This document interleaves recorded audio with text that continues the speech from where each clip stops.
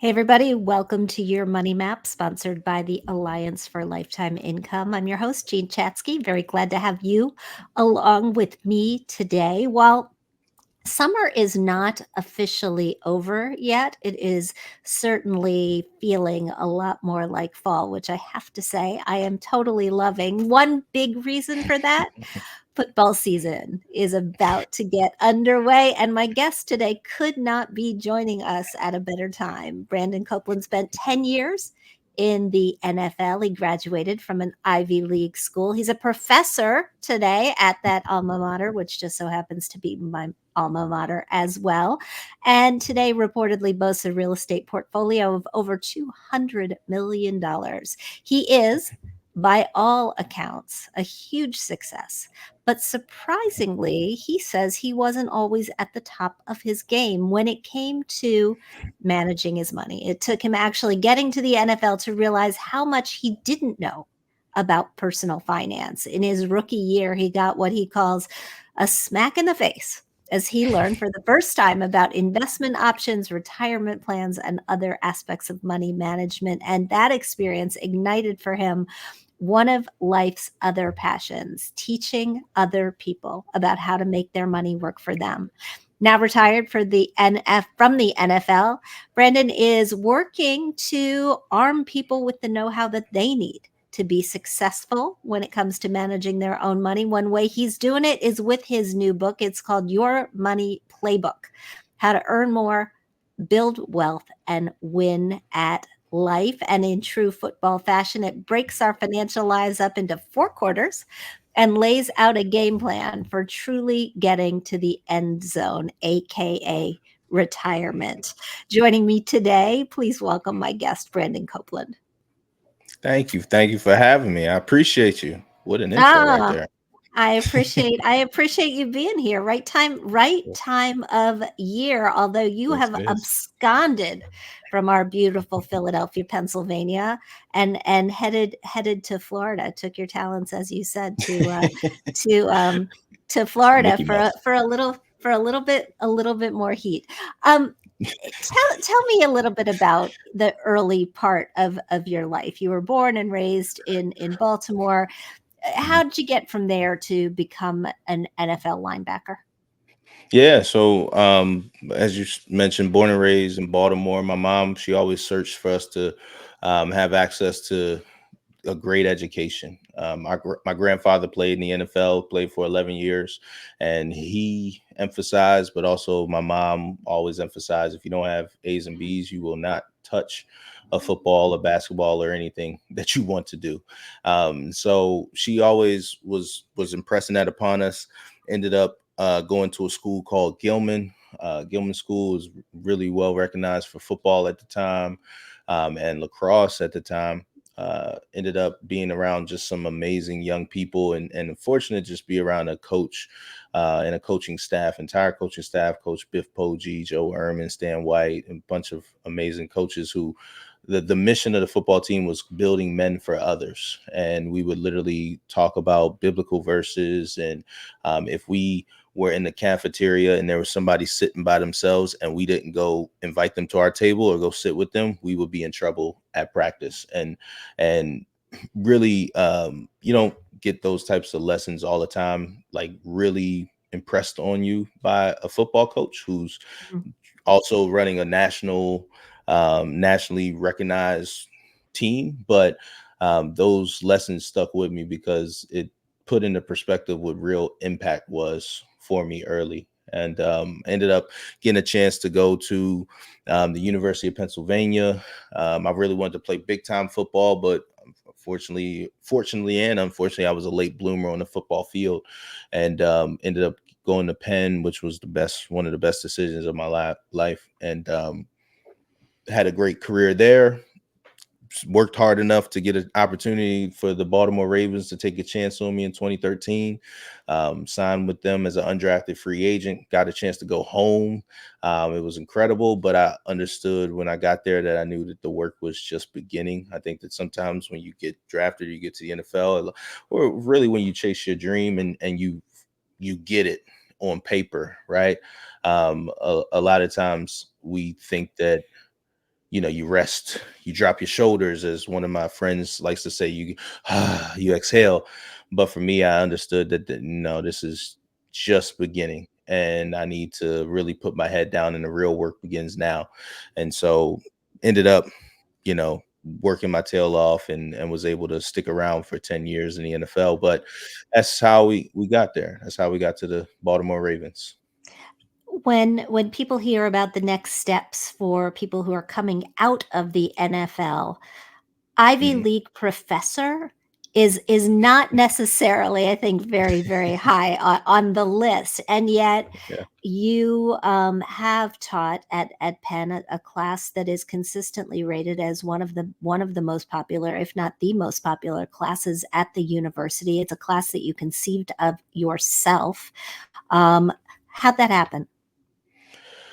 Yeah, it was, God is good. I think so one, there were a number of experiences in the NFL that I just felt unprepared for, whether it was learning about a 401k, and just being like, well, I had to make it to the Baltimore Ravens to learn about this, but I've interned on Wall Street for years, and I went to the Wharton School of Business. Why do I have to learn about this from the NFL Players Association, being a rookie in the NFL?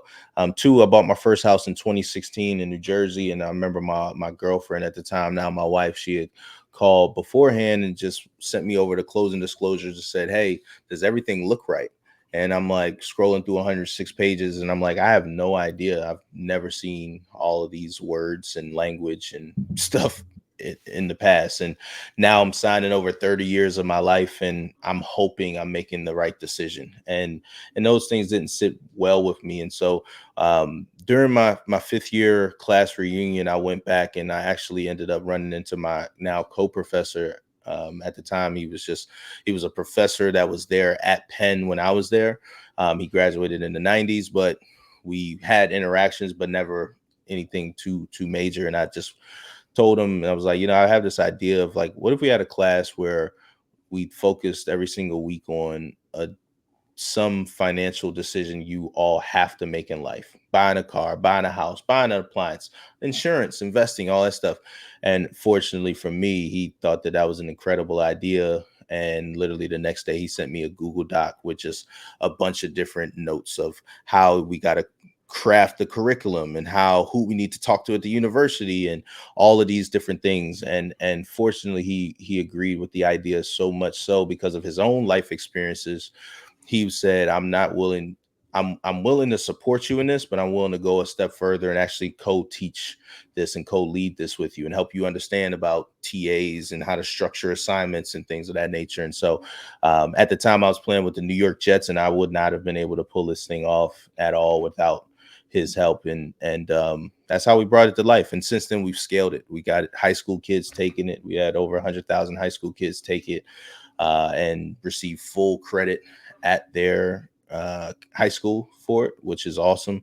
And we're just continuing to try to grow it. And Your Money Playbook is just another way to get this type of information in everyone's hands, as many hands as possible.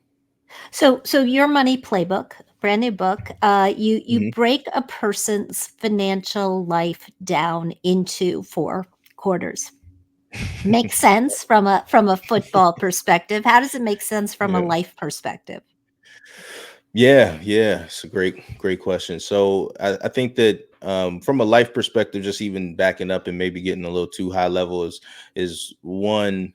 Um, People keep saying like there is no light at the end of the tunnel. Bill Belichick said that to us one time, and I was just like, man, it's kind of grim.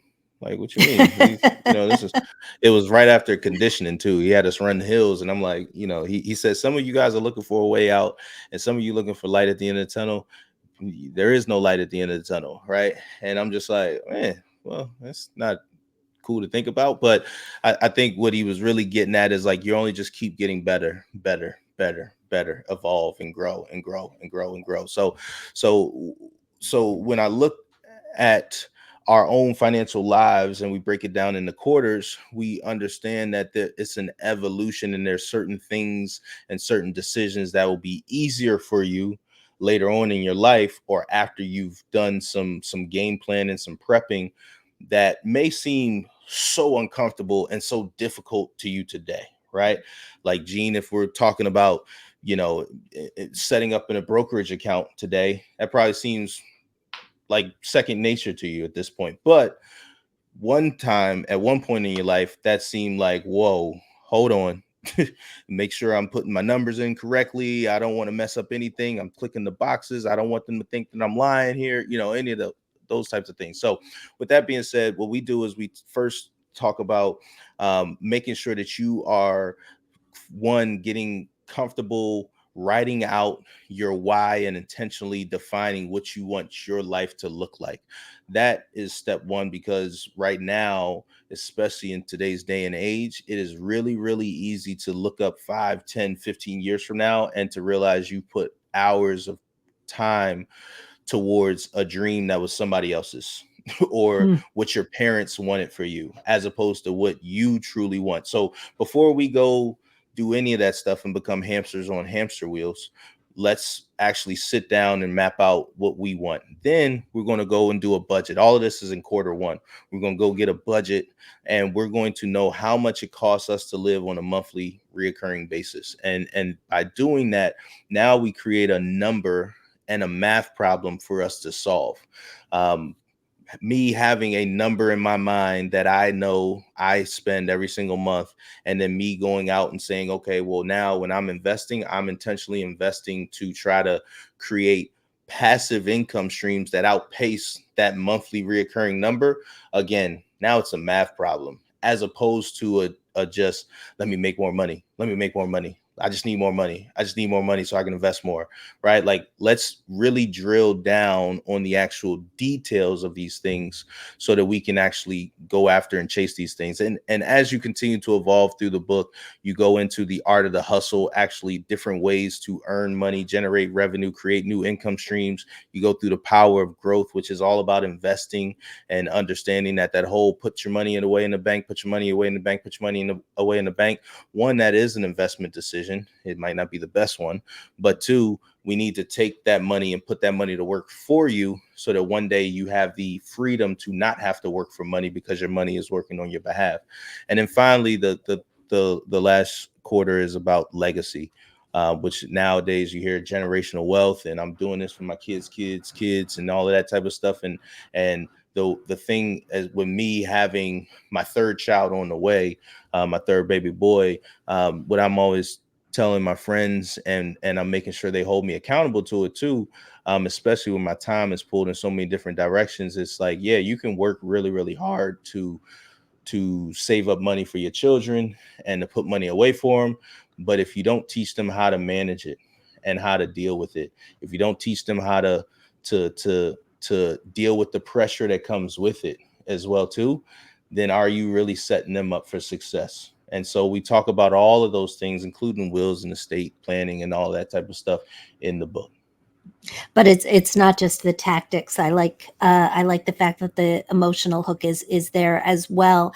In the second quarter, you talk a lot about how a person can invest to set themselves up for a secure tomorrow. That's what we talk about a lot on this show. We talk about Hmm. issues in and around retirement.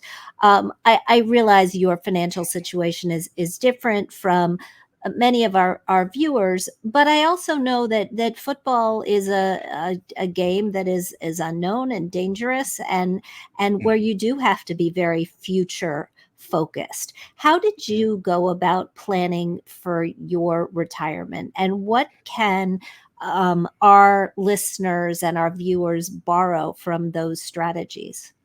Yeah. So yeah, one, thank you for calling out the fact that the NFL stands for not for long. I was fired 4 times in my first season in the NFL, and ultimately I think 7 times over my whole career. And so when you get fired from the NFL, you never know if you're getting another call again or not, frankly. And so in those moments, especially early on, it taught me that whenever I do get the opportunity to earn a check, I need to frankly treat it like it could be my last check, right? And so, although, like you said, we're making a lot more money than the average person in one stint in our lives. For me, when I made that money, it was like, okay, well, what are my bare necessities? Like, how cheaply can I live? Right. While being in the NFL, while making sure that, the lights are on and I'm not starving because I need to, I eat a lot. But, if I can eat a meal at the facility as opposed to go out to eat, I'm going to eat the meal at the facility. If I can I have a bunch of waters and Gatorades and things like that from the facility, as opposed to me going out and buying a bunch of these things. I'm always going to go with the more cost efficient option so that now I can take my money and treat it like it is my last paycheck. And what would I want to do with that? Well, I want to split it into a few different buckets. I want to, one, save for me 1 to 3 to 5 years from now. I'm taking a bit of my money and I'm putting it away. Some folks will put that in like the emergency fund bucket, or you're building up your monthly reoccurring living expenses bucket, but a portion of that is going to savings. A portion of that is also going to living expenses today, which I kind of breezed over earlier. But yeah, you got to keep the lights on. You got to pay for your cost of living today, right? But then the majority of my check beyond that was going towards investing in two different buckets. One was investing for, again, a liquid brokerage account that I could take out 2 years from now, 3 years from now, 5 years from now, 10 years from now, but I want to put my money to work for me. The other was investing for an older, gray haired version of me that did not want to leave the porch, so to speak. Hmm. Right. And so I'm putting money away into a retirement account, whether it's the 401k with the NFL. Beyond that, there was only certain other options that we were able to do. But I would put money away for an older version of me who, I always say, the younger version of me, the able-bodied version of me, is paying for the lifestyle that my older version of me hopes to live. And so I split my money in those buckets, and hopefully others out there are able to do something similar, whether it be $100 in each bucket, $200 in each bucket, $5 in each bucket. I think really you're also training your mind to have the discipline of knowing where you want your money to go when you do get a bonus, when you do hit the lottery ticket. When you talk about that older version of you on the porch, it Hmm. seems like you have a very clear version of who that person is and what they may want to do or how you want to take care of them. There's Hmm. a lot of research in behavioral finance, behavioral economics that shows that is a really hard thing for people to do. It's Hmm. hard for us to envision and empathize with our future selves. How did you get yourself to do that? Yeah, I think that's a really great point, because I don't. It's only been a few years since I've actually like really visualized the older version of me, but I think that, like a physical older version of me. But I think that when you put it into this perspective of, I can honestly say I've always wanted to do what I want when I want. And so other folks would call that freedom. Other folks would call that financial freedom. The only way I know and understand how to get that is to be putting money away or putting money to work for me.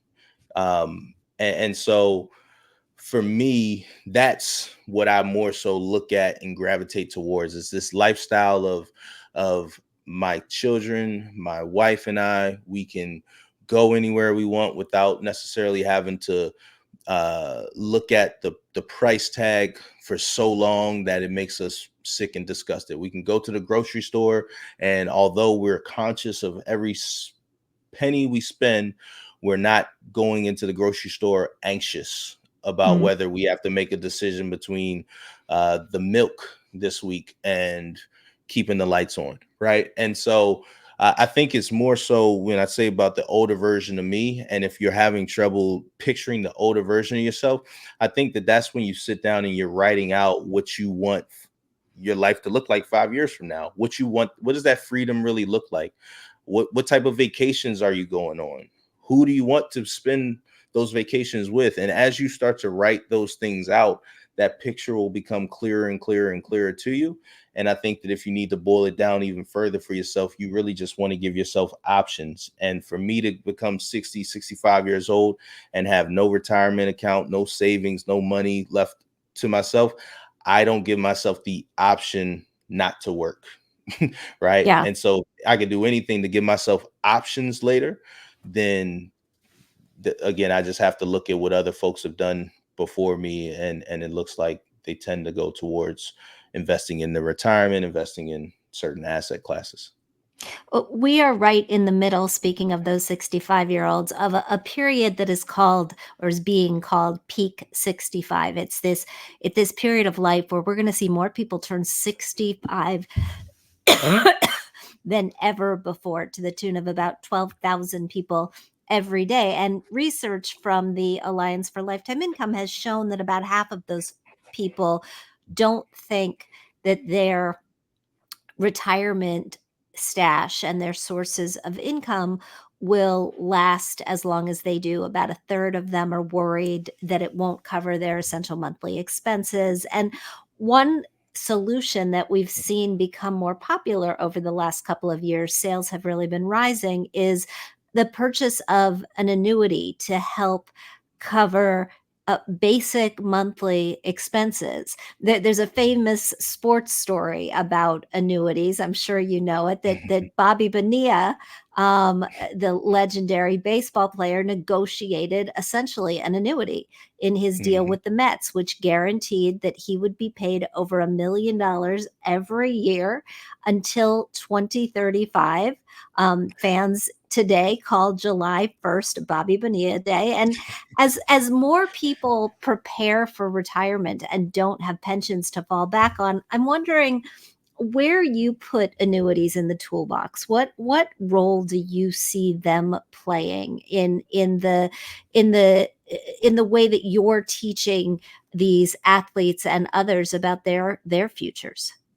Yeah, well, one, I wish I would have structured some of my deals like Bobby Bonilla. God, what was I thinking?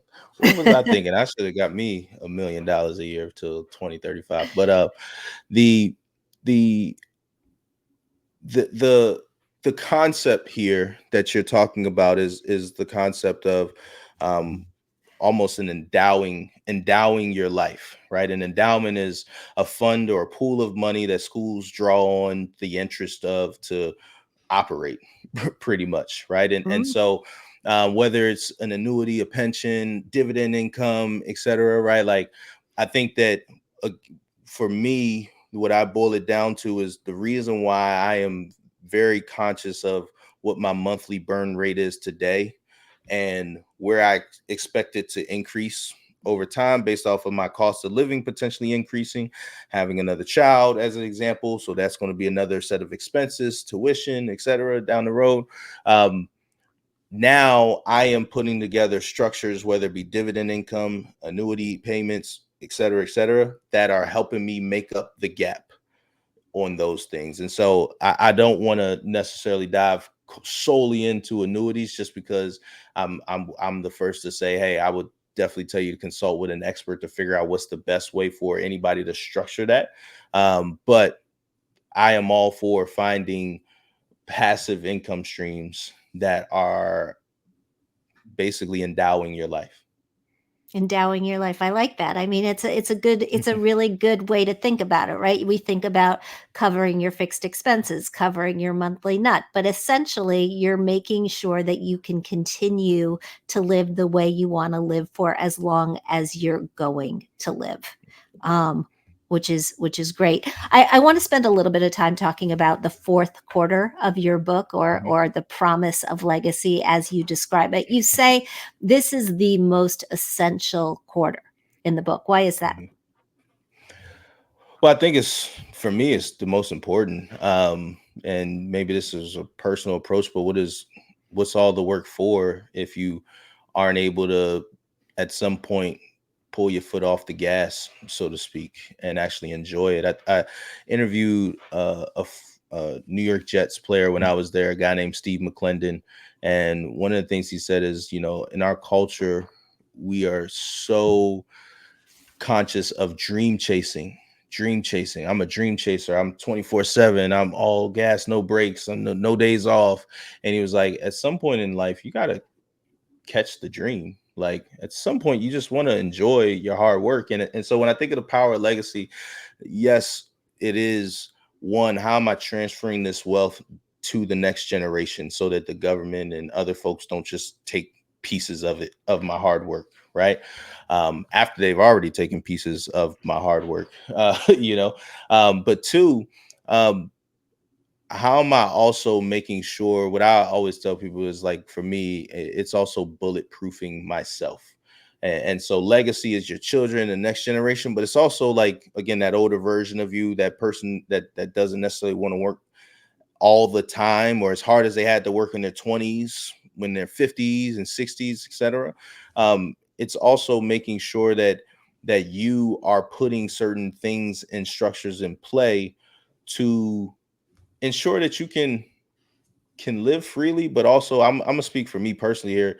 You can make a mistake, right? Mm, Like, and I you never want to make any terrible mistake. I don't go out there. You don't go into a football game hoping to miss a tackle or anything like that. But like in society, we're all human beings. We're going to make mistakes, and whether that's an investment mistake, whether that's the market's going down at the wrong time right now, right? You want to make sure that your legacy is set, and that's not always just about your next generation. That's also about who you are today. I know, unfortunately, so many folks who've done some amazing things over their entire careers, and because they didn't think about their own personal legacy and in some of their final days, it's all been potentially wiped out. And that's scary. That's scary to yeah. go 70 some years of your life working for a goal and to have it all wiped out. So your legacy is not only your children and your children's children, but you also have to make sure that you are taken care of. And I think that's what drives you through the long nights, the late nights, the terrible bosses and things of that nature.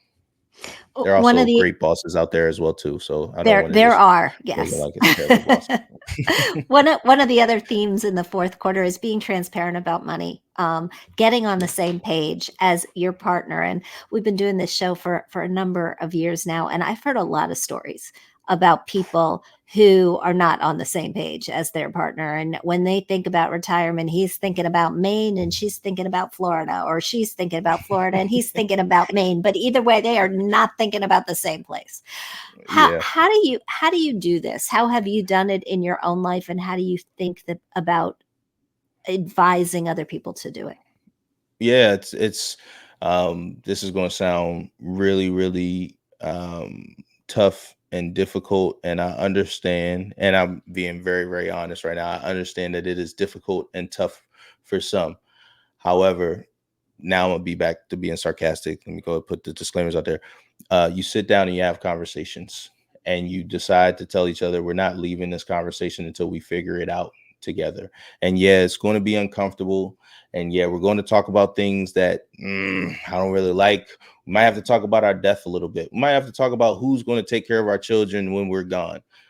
But I'd rather us put our heads together and figure it out than the world figure it out for us, right? And so whether it's those tough, awkward, uncomfortable conversations that you have about your estate, or a friend of mine is getting married, and I was joking with him. I was like, you there'd be some fights that you've never ever had, or debates or arguments, whatever you want to call them, that you've never had, and then now watch you start going through the guest list, and you start to look at, man, I don't even really like that cousin. Hold up. No, I'm not paying for his plate, right? Like, and again, there's you can find a way to sit through those awkward and uncomfortable conversations, but now when it comes to us getting on the same page about what we want our home to look like 5 years from now, or hey babe, like, listen, I'm not gonna lie, I've been swiping this credit card a lot. We need to just be checking each other. I'm gonna text you every time I'm about to swipe the card, or I need you to get the notifications because it's too much, right? Like, I understand for some it is extremely uncomfortable. However, this is not about your ego. This is not about your comfort. Think about your comfort when you actually reach the destination that you are trying to get to. And frankly, for those of you who are like, I don't like to have these conversations with my partner and all of that type of stuff, I think you really really really, and I'm this is not well, yeah, this is relationship coaching. Who knows, we're starting a new business today, relationship There we coaching. go. I think you really really really need to look yourself in the mirror and look your partner in the eye, and figure out if you are the right people for each other. If you can't, sit there and have a real conversation about what you want your life to look like together 5 years from now, 10 years from now, or what you want your children's life to look like. And be comfortable taking a break. Be comfortable calling halftime. Hey, babe, we need time out real quick. Let me go take this. Let's talk about this tomorrow. But the same way you can schedule a meeting with your boss and talk about your quarterly financials and update your boss on what's going on in the business and things of that nature. You and your partner are a empire. You are building a little business together. A I don't want to say little. You're building a business together, a life together. You need to be on the same page. And the risk of not being on the same page is one person is hustling, is saving, is living below their means, and the other person is not on the same page and they're just swiping. That starts its own resentment. That Mhm. starts the that's those are those conversations, those arguments where it's like, you know, 2 years ago you did this. You're like, whoa, 2 years ago, I didn't know I swiped the card at Marshall's Yeah. 2 years ago, and you've been holding on to that, right? So again, have the conversation. I'm not saying it's easy, but it's what you got to do. And whether that's with a spouse or partner or a family member, I think that's just it's what you have to do to keep your own sanity as you continue to chase your own version of financial freedom. You wrap the book by encouraging people to be someone else's light. What do you want them to be doing for other people? What should we all be doing for somebody else? Yeah, I think life is interesting. I'm stopping myself from saying life is hard, but I think that life can be tough, right? At times, and you never know how your interaction with a person can actually affect or change their days. And so, whether it's being a light for somebody else by just sending them a text message in the morning saying, "Hey, didn't want anything, just thinking about you.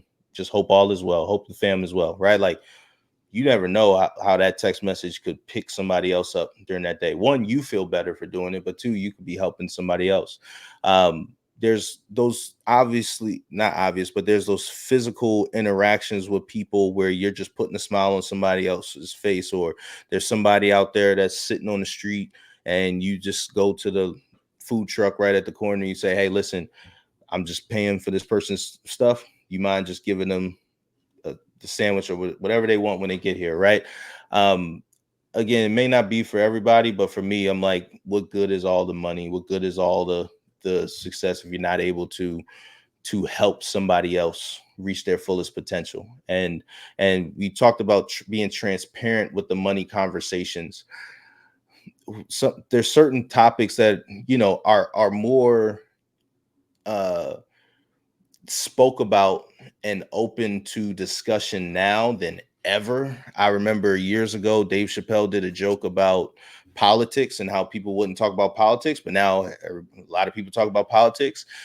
People also never talked about money, and now money is all over the place, which is good. It's great that the conversation is out there. It also means you need to be beware of what you hear and who you hear it from.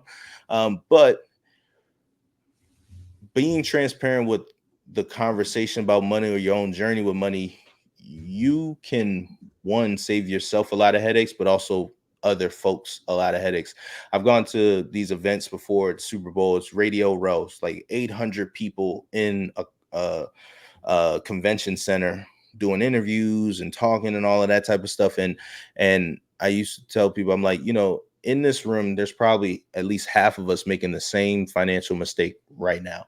And if one person just sat there and said, you know what, hey, I did this with my money, and I would just tell everybody if I had to do it again, I'd do it a different way. If one person was bold enough to do that, you might save 400 people from going down that same pathway.